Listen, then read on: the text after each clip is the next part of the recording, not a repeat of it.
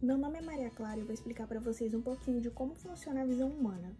Bem, o olho é dividido em várias partes.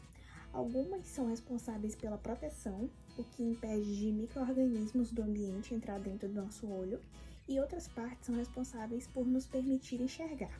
Tudo que somos capazes de enxergar é uma tradução dos estímulos luminosos feita pelo cérebro. É como se nossos olhos funcionassem como uma câmera fotográfica. A luz refletida dos objetos atravessa a córnea, a pupila e o cristalino, levando a imagem até a retina, onde a partir dali as células especializadas vão codificar a imagem e o nervo óptico vai levar o estímulo ao cérebro.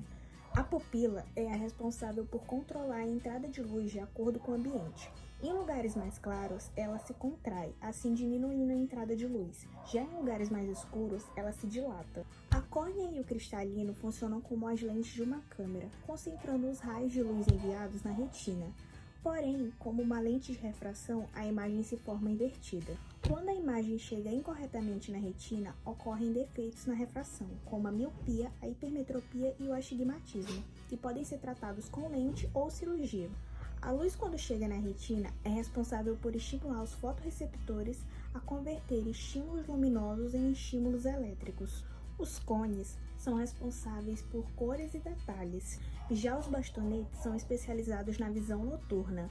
Por fim, os estímulos elétricos são conduzidos ao cérebro, que interpreta as informações.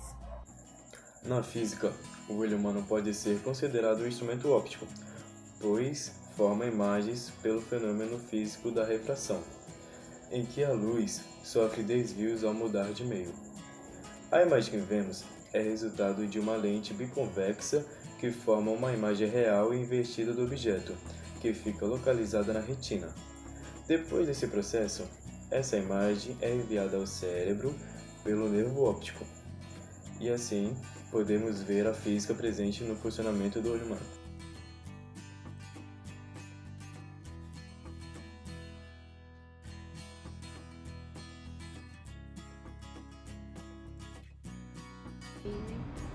Então, agora a gente vai para a parte prática do nosso trabalho, vendo aqui, a Estama ele vai explicar como é que funciona a nossa câmera escura. Então, aqui através das nossas lentes, aqui a gente aponta para um lugar específico e através do papel, por ele ser aqui translúcido, a gente consegue enxergar a imagem. Então a chaminé ali e a piscina, elas estão nessa parte de baixo, mas aqui a gente enxerga na parte superior. E é isso. E agora, pra gente ver de outra maneira também, o experimento, aqui a gente tem uma vela e quando a gente olha aqui pela câmera escura, não dá pra ver o corpo da vela em si, mas o fogo a gente pode perceber que ali ele tá posicionado na parte de cima e quando a gente vem pra cá, ele se volta para a parte de baixo. E explicando, mostrando melhor o nosso experimento, a nossa câmera escura, ela ficou assim. Aqui na frente, então, a gente posicionou a lente que a gente retirou da lupa, né? E aqui atrás ficou o nosso papel vegetal. Bom, e o que acontece? A lente, nesse caso aqui, no nosso experimento, ela vai estar representando o cristalino do nosso olho, que é responsável por receber esses feixes de luz, concentrar em um ponto, né, focar no ponto, e depois refletir aqui na retina. A retina, no caso do trabalho, ela representa aqui o papel vegetal. O olho humano pode ser representado por um simples esquema de elementos ópticos. Dentro dele, nós temos o cristalino, que funciona como uma lente biconvexa. Essa aqui é responsável por receber os feixes de luz e focalizar aqui na retina, onde fica na parte de trás do globo ocular. Bom, dentro dele nós temos dois tipos de células, as cones e as bastonetes. Os cones são sensíveis às cores, ou seja, eles são responsáveis pela parte das cores que vemos. E os bastonetes são sensíveis à intensidade. Quando nós temos uma visão perfeitamente onde o globo consegue enxergar objetos tanto de longe, de perto, sem a ajuda de nenhum lente, de nenhum auxílio, dizemos que nós temos uma visão emétrope. Todavia, podem acontecer anomalias, e é ela que nós vamos ver agora. Sabendo que o nosso olho ele funciona como uma câmera, né?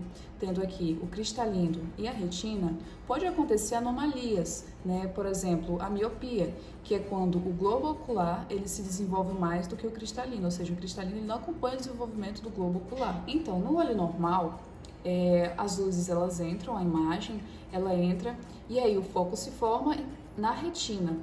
Já no olho com anomalia de miopia, o foco ele se forma antes de chegar na retina. Então, para consertar essa anomalia, é necessário o uso de lentes. No caso da miopia, é uma lente chamada divergente. O que ela vai fazer? Ela vai abrir as luzes antes de chegar nesses olhos, né? Fazendo com que assim seja refletida a imagem na retina. A miopia ela pode ser caracterizada por 4 coisas. Seria a primeira, que o globo ocular ele se desenvolve mais do que o cristalino. Outra coisa que seria a segunda, o foco ele se forma antes de chegar na retina. O terceiro é que é possível consertar essa anomalia com o uso de lentes divergentes. E o quarto é que a pessoa ela tem dificuldade de enxergar coisas de longe, porque a luz ela vem de longe, então ele não se foca na retina, ele se forma antes dela.